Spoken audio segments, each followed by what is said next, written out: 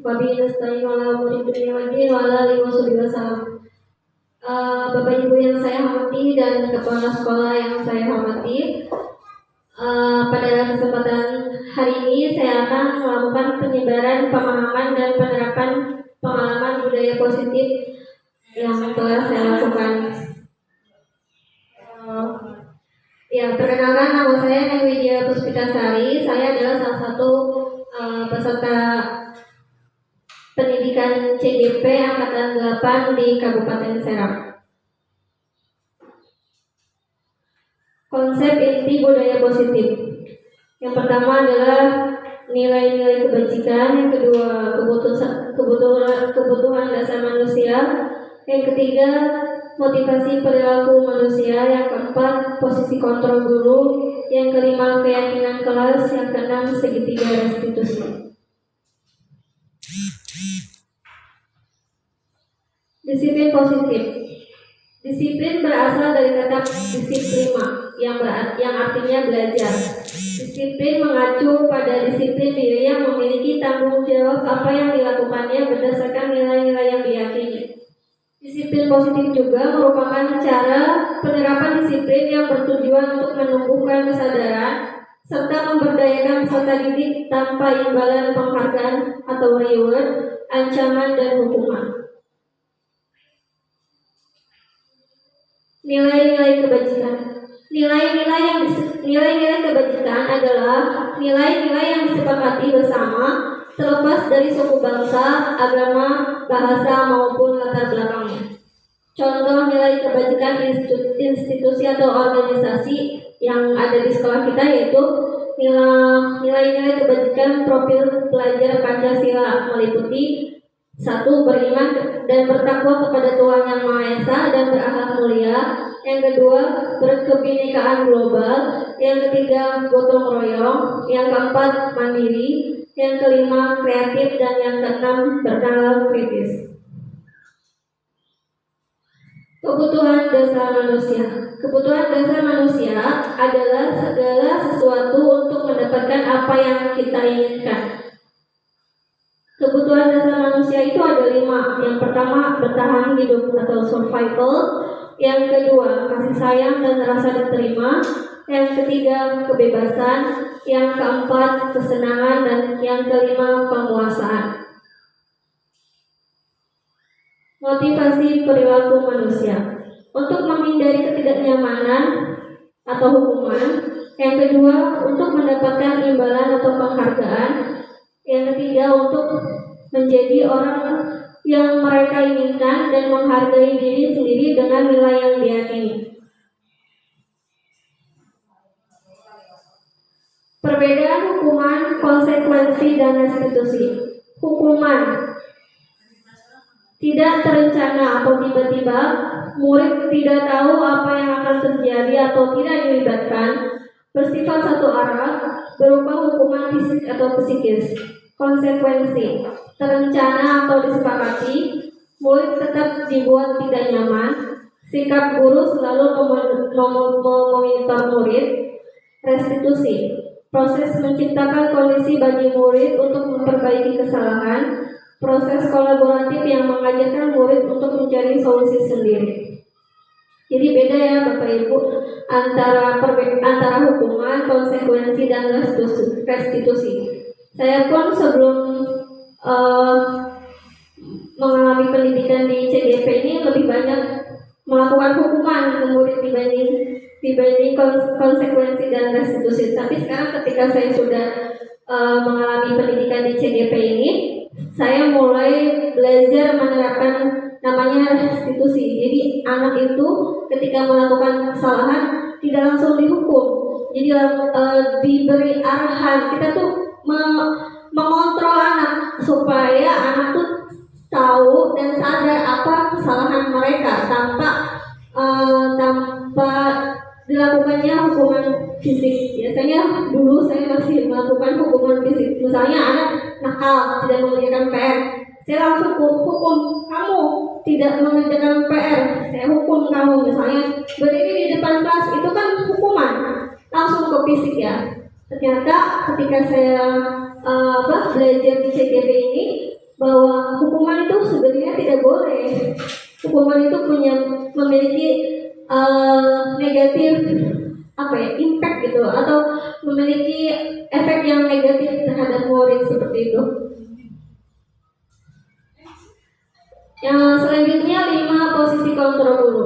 Yang pertama, penghukum kayak tadi. Ketika anak ada yang kesiangan misalnya, saya udah belajar, udah ngajar di kelas, ketika ada anak kesayangan saya, biasanya ketika saya belum mengikuti CGP ini, saya langsung hukum, kamu kesiangan, kamu saya hukum berdiri di depan kelas selama pelajaran, seperti itu biasanya. Nah, itu posisi kontrol kita sebagai penghukum. Yang kedua, sebagai pembuat rasa bersalah. Sebagai pembuat rasa bersalah, misalnya gini, ada anak yang nyontek misalnya, kan biasanya kita langsung ngejudge, kamu ini gimana sih?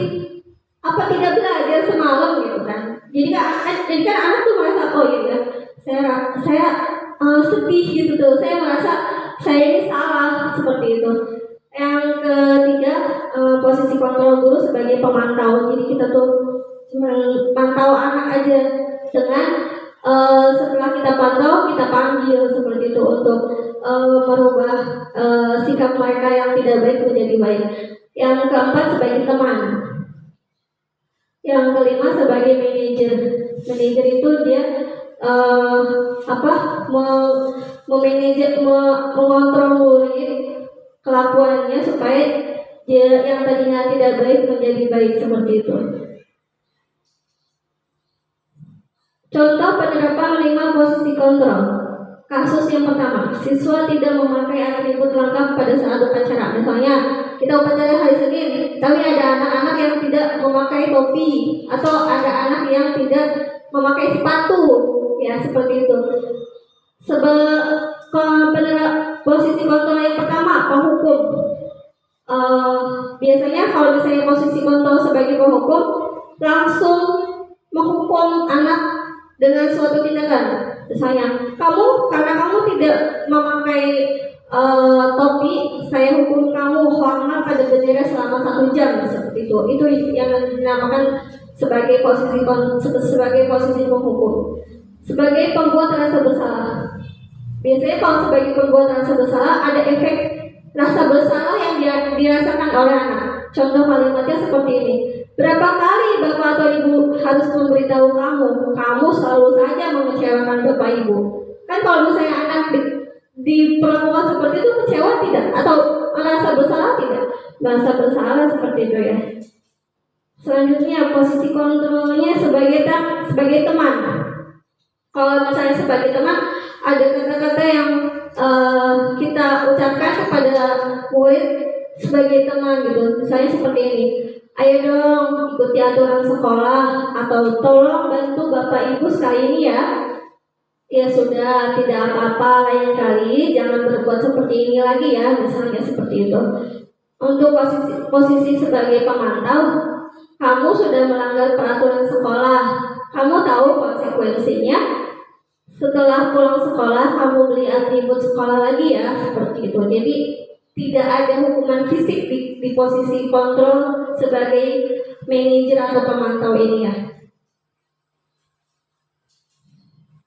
Nah, coba kita analisis. Kalau misalnya kalimat seperti ini ada di posisi kontrol mana ya? Saya kecewa sekali dengan kamu. Posisi kontrol apa? Apakah sebagai teman? Apakah sebagai penghukum? Apakah sebagai pembuat rasa bersalah? Atau apakah sebagai manajer? Betul, pembuat rasa bersalah. Karena kata-kata kecewa, saya kecewa sekali dengan kamu, itu adalah posisi kontrol sebagai pembuat rasa bersalah.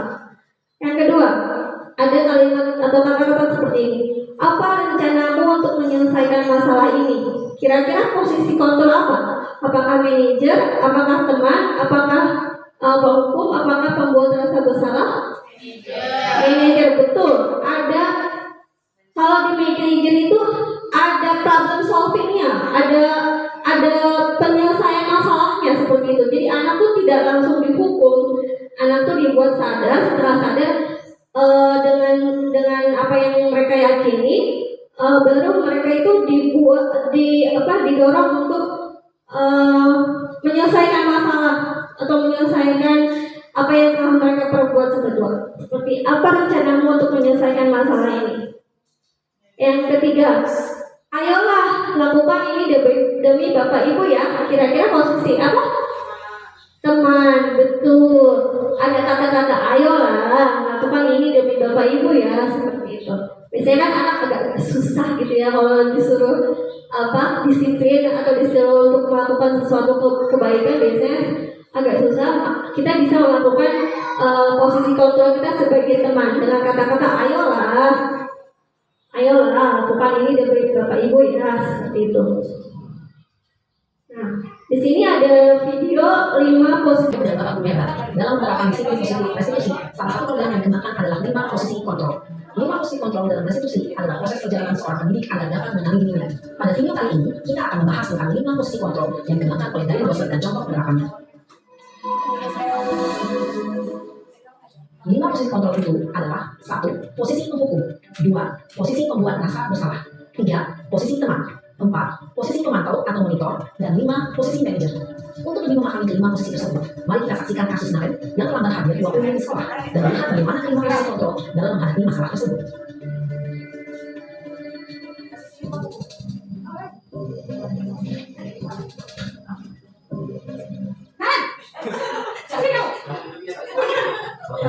Selalu terlambat. Kamu deh, pasti terlambat. Aku, saya. Apa coba? Alasan kamu apa lagi? Kapan sih kamu tidak terlambat? Malas sekali kamu jadi anak. Saya. Dasar malas.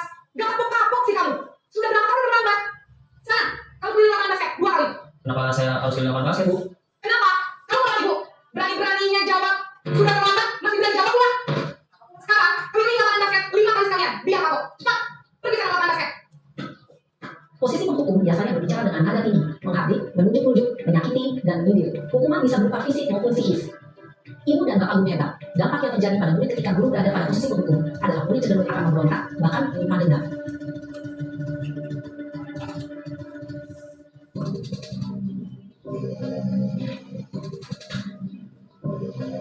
Naren, Selamat pagi, Bu. Naren. Kamu kenapa terlambat lagi, nak? Ya Tuhan, Naren. Kamu senang ya bikin ibu susah ya? Kalau kamu terlambat lagi, nanti ibu yang tegur bapak kepala sekolah, nak. Disangka ibu yang semina kamu. Duh, gimana ini? Maaf, Bu. Duh, Gusti Naren. Kamu suka ya kalau ibu tegur bapak kepala sekolah?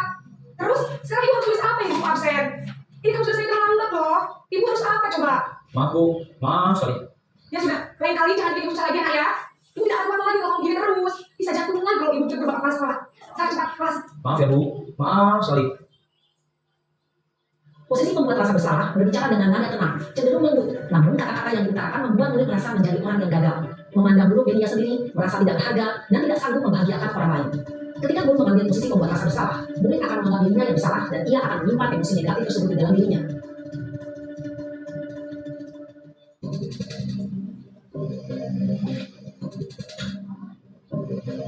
Naren!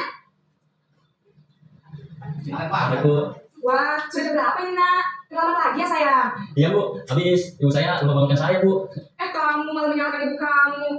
Kamu kan yang paling kencang. Kok terlambat sih? Iya, Bu. Saya memang bangun tadi. Jadi, biar saya kencang, tetap biar kencang, Bu. Ya sudah sana. Nanti lain kali, lainnya lebih kencang lagi ya. Biar gak terlambat lagi. Bikin senang ibu. Demi ibu. Bisa kan? Bisa, Bu. Ya sudah sana ke sekolah. Ibu beresin urusan absen kamu. Kamu ini ada saja. Dalam posisi teman, guru berbicara dengan nada suara ramah, akrab, cenderung bersenda gurau untuk menjaga suasana tetap santai. Murid akan merasa senang, aman, dan akrab dengan guru. Identitas yang tercipta adalah identitas sukses atau berhasil. Namun, perlu diingat, karena ini masih dorongan eksternal, maka ada faktor ketergantungan dari murid kepada orang tertentu. Di sini, guru absennya, sehingga di lain waktu, murid bisa berperilaku baik, namun hanya kepada orang-orang tertentu saja.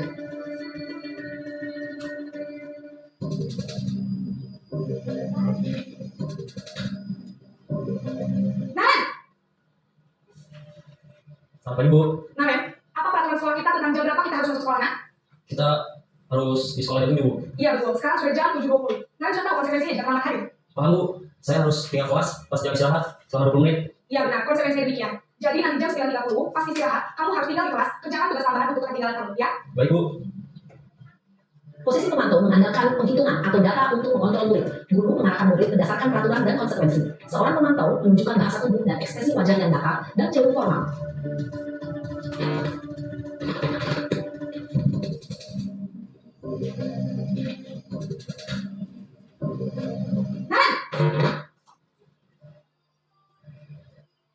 Selamat pagi Bu.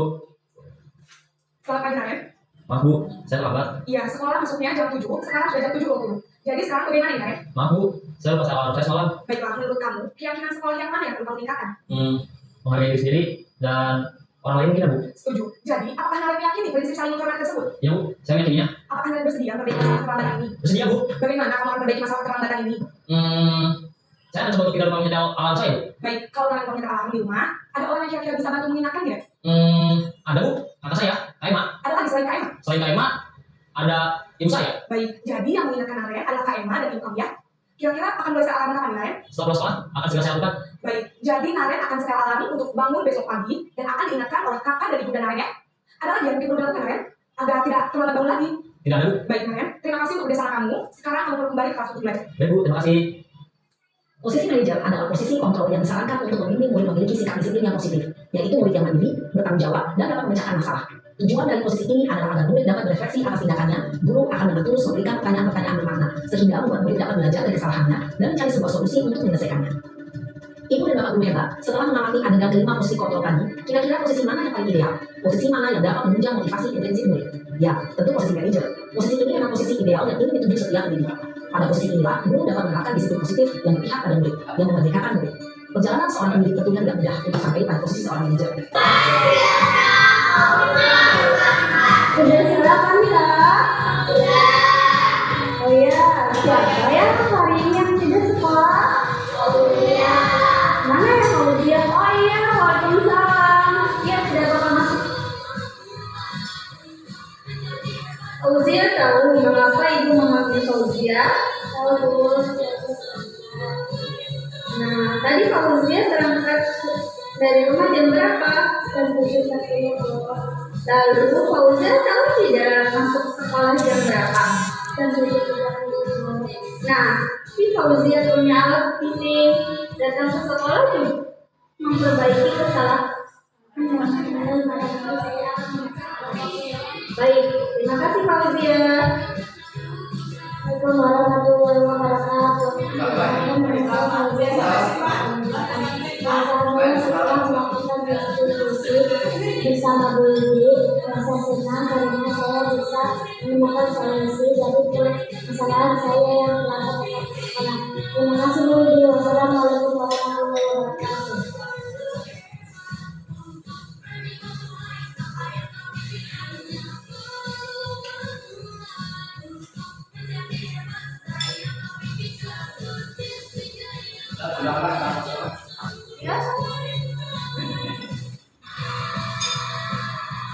Kenapa sulit tidur larut malam? Kamu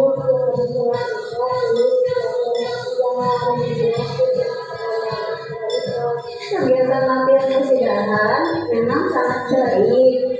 Ibu sangat bangga sulit mengikuti kegiatan yang positif.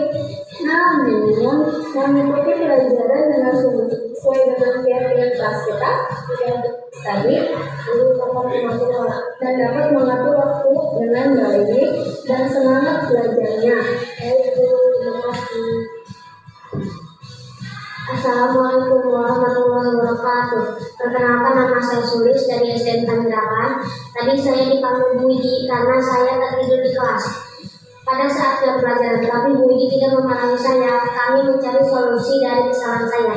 Ketika melakukan restitusi, saya merasa dihargai. Terima kasih Bu Idi. Wassalamualaikum warahmatullahi wabarakatuh. Nah, itu adalah salah satu penerapan restitusi yang saya lakukan di kelas 6.